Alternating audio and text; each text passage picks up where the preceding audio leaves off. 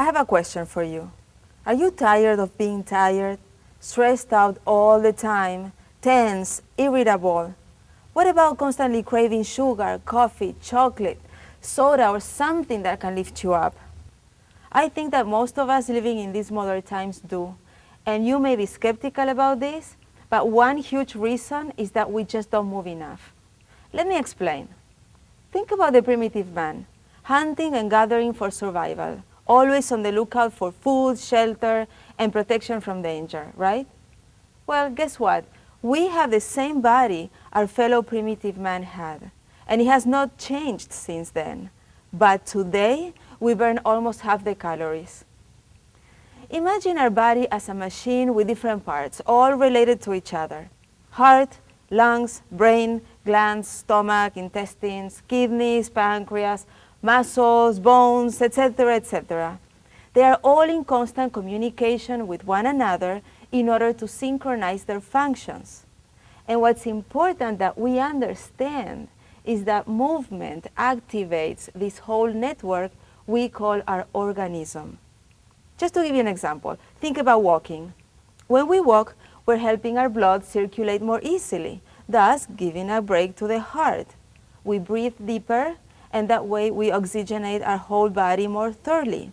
We sweat, and by sweating, we eliminate harmful toxins.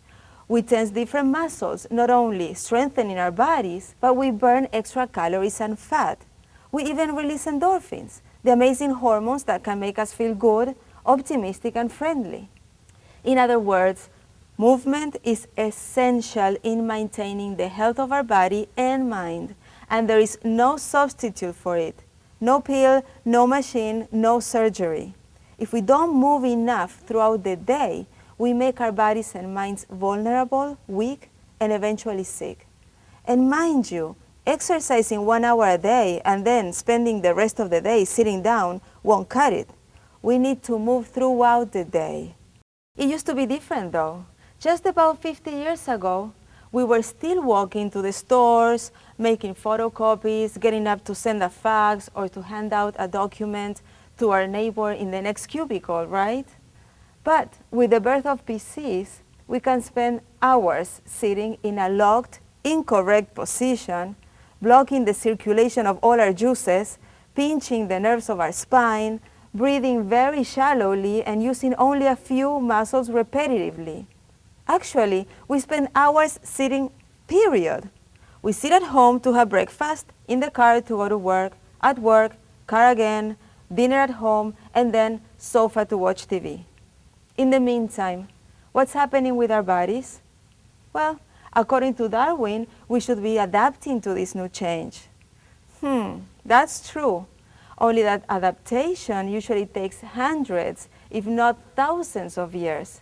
And the changes that we have imposed to our bodies have been 1, too drastic, and 2, too sudden. From having to walk and run and jump, push, pull, stretch, bend, climb, and sprint daily in order to survive, in only about 50 years, many of us just have to sit around. Did we imagine that this state of affairs would have no health consequences for us? Well, let's take a closer look at our restricted situation. We all have stress in our lives, and stress produces adrenaline, a great hormone, because it brings sugar to our blood so we can use it like fuel. Why? Remember, we still have the same body of our ancestors, and this machine is so perfect, so genially constructed, that in the face of danger, like a tribal enemy attacking us, this design made sure that we had enough fuel to either fight with all our strength or run for our lives, the so-called fight or flight response. This response to stress required a great deal of physical activity. And the problem is that the things that stress us today are not a tribal enemy. They're more like a deadline, bills we have to pay, a breakup. The system doesn't care, so it keeps releasing adrenaline, still fueling us.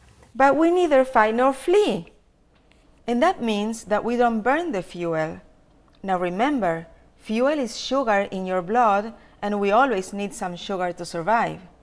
but too much sugar could lead to diabetes and other health problems. So, how does our body deal with this extra fuel? It gets rid of it with the help of insulin. Insulin is like a little train sent by our pancreas. This train removes the excess of sugar and carries it to the liver. The liver, in turn, converts this sugar into fat. Now, here is the problem. When we don't move enough, we don't burn this sugar, so we accumulate too much sugar in our blood. The pancreas starts releasing too much insulin to remove this sugar, and that's when we experience what it's called a sugar drop.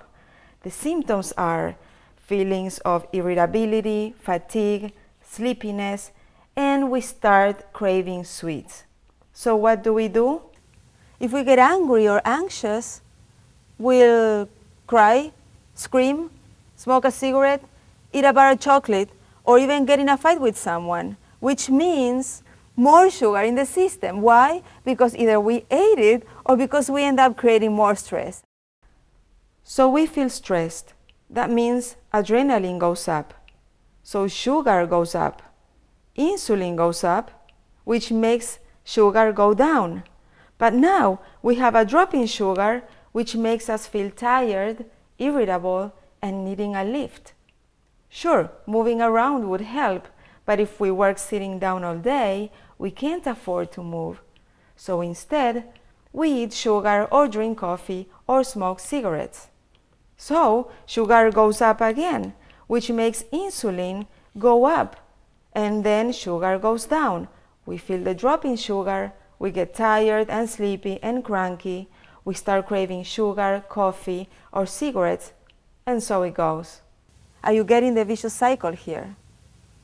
So, what's the problem with this new physical arrangement? The problem is that if we keep producing adrenaline day after day, month after month, year after year, which you bet we are, and we keep not burning our fuel, the system eventually burns out.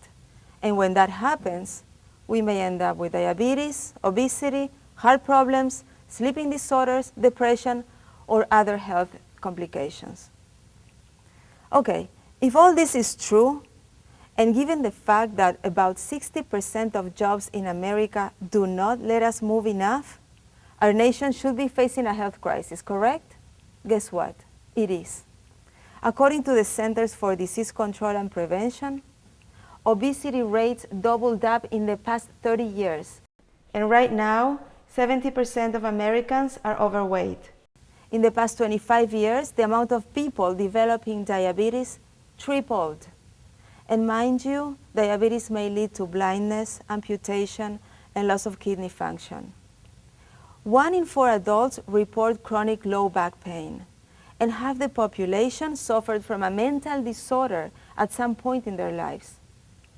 And last but definitely not least, almost 4 out of 10 people are at the risk of having a heart attack or a stroke right now. No wonder heart disease is the leading cause of death in America. And what are the main reasons? Bad food, smoking, and lack of physical activity, all preventable behaviors. Now, our jobs cannot force us to eat unhealthy foods or to smoke, right? But they can definitely restrict our freedom to move. What can we do? Quit our jobs? Of course not. If you work at a desk all day and want to find out about clever solutions to overcome this problem, click here. And remember, it's up to you to feel better.